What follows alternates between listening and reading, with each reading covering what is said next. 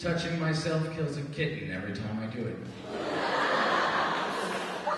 Touching myself made the Giants win the Super Bowl. Eli Manning. Touching myself causes global warming. I admit it's probably not the healthiest of habits, but why? If it wasn't natural, why did God make our arms so long and our torso so short? At least I'm not touching my sister.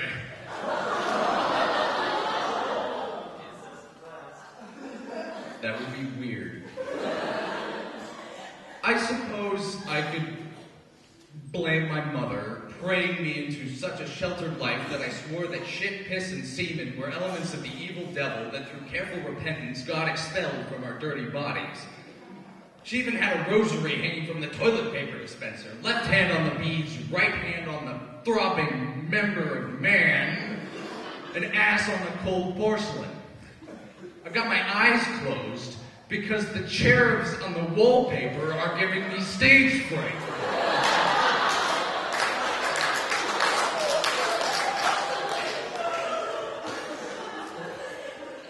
Adam and Eve didn't have to cover anything up, but that was a time when the worst thing in the world is when Adam didn't notice that Eve had picked a new crown of dandelions.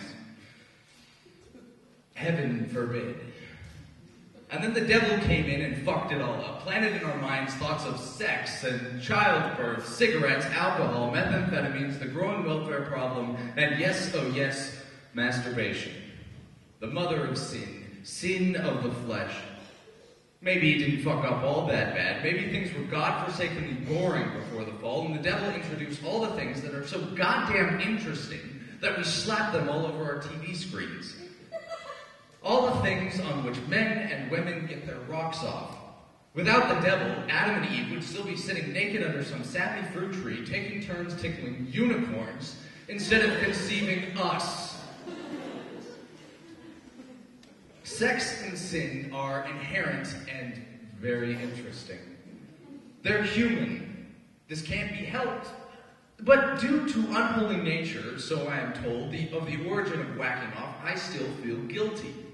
God, Santa Claus, and the CIA are all watching me and judging me.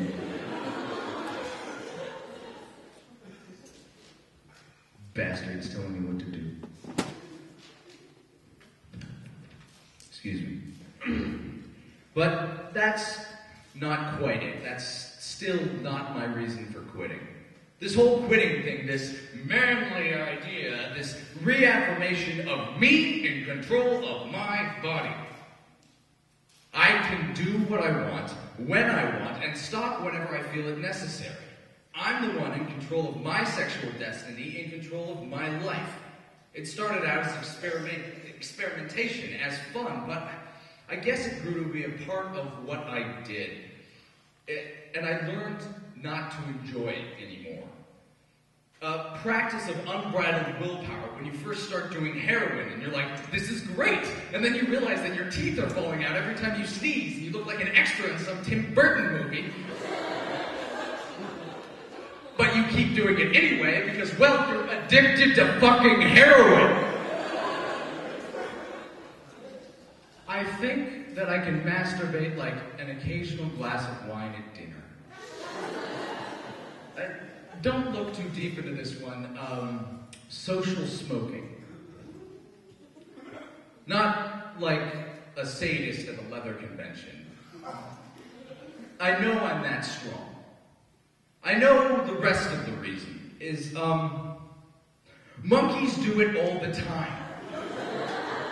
All the time.